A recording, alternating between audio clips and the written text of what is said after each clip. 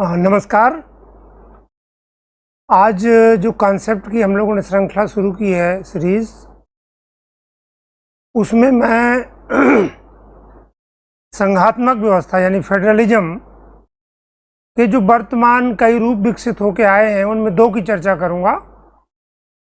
एक को कहते हैं कॉम्पिटिटिव फेडरलिज्म यानी प्रतियोगी संघवाद, और दूसरा है एसिमेट्रिकल फेडरलिज्म या असमान अथवा विषम संघवाद। पहले हम विषम संघवाद की बात करते हैं। ये कोई नई धारणा नहीं है। आमतौर पे ये माना जाता है, यह जो संघवाद का सिद्धांत है, जैसे कि हमने अमेरिका में देखा, सबसे पुरानी संघात्मक व्यवस्था अमेरिका की ही है, तो उसमें केंद्र सरकार या संघ सरकार और जो प्रांतीय सरकारें हैं उनके बीच एक जैसा एक समान संबंध होता है। सारे स्टेट्स होते हैं, जैसे अमेरिका में हम पढ़ते हैं कि सारे स्टेट्स से 2 सीनेटर चुन के संघात्मक जो पार्लियामेंट है यानी कांग्रेस है उसके सेकेंड हाउस में जाएंगे। लेकिन अगर हम प्रांतीय सरकारों को एक जैसे न ट्रीट करके उनको कई भागों में विभाजित कर दें तो संघ का संबंध प्रत्येक इकाई के साथ एक जैसा नहीं होगा। इसे हम असिमेट्रिकल या असमान संघवाद कहते हैं। भारत इसका उदाहरण है। कैसे? भारत में एक तो संघ सरकार है जिसकी कुछ शक्तियां हैं, इसके बाद प्रांतीय सरकारें हैं। अगर बात यहीं तक होती कि स्टेट गवर्नमेंट और केंद्र सरकार ही होती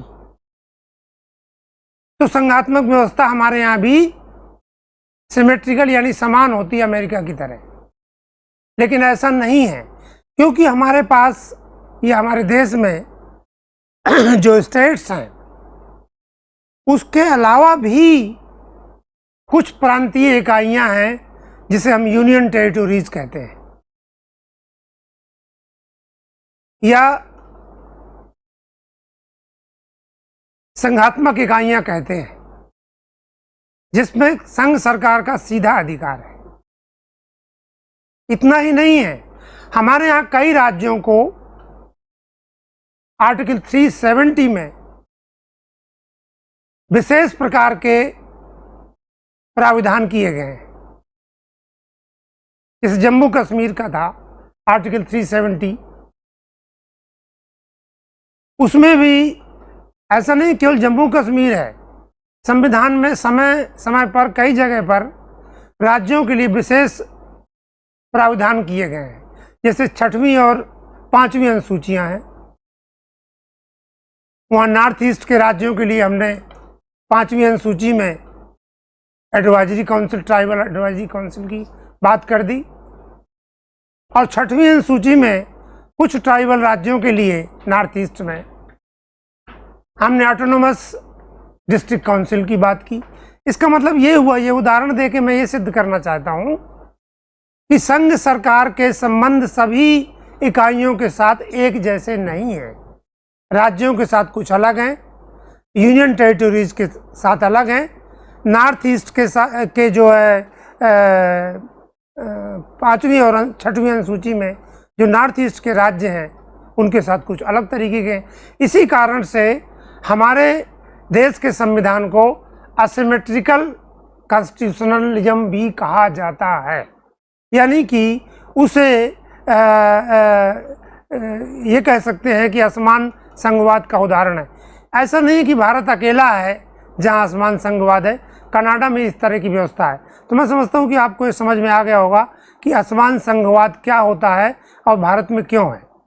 दूसरा जो वर्तमान में संघवाद में नई प्रवृत्ति चल रही है वो है कॉम्पिटिटिव फेडरलिज्म, यानी कि जो प्रांतीय इकाइयां हैं, स्टेट्स हैं, उनके बीच में आगे बढ़ने के लिए कंपटीशन चल रहा है।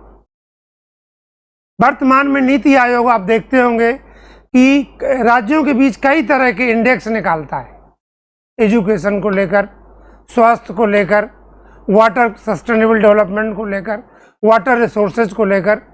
ये क्या शो करता है कि राज्यों में हम एक प्रतियोगिता को बढ़ाना चाहते हैं, ताकि केंद्र द्वारा जो प्रतियोगिता बढ़ाई जा रही है ताकि राज्य अधिक से अधिक विकास कर सकें और एक दूसरे से सीख के आगे बढ़ने का प्रयास कर सकें। तो ये जो कॉम्पिटिटिव फेडरलिज्म है ये एक नई प्रवृत्ति है जो इस समय पिछले 10 सालों से नीति आयोग की स्थापना के बाद से बहुत आगे बढ़ रही है। तो आज हमने संघवाद या संघात्मक व्यवस्था में जो दो नई टेंडेंसीज हैं, एसिमेट्रिकल फेडरलिज्म और दूसरा कॉम्पिटिटिव फेडरलिज्म। पहली टेंडेंसी नई नहीं है लेकिन उसको समझना जरूरी है, और दूसरी कॉम्पिटिटिव फेडरलिज्म जो नई टेंडेंसी है उसके बारे में समझा। Thank you.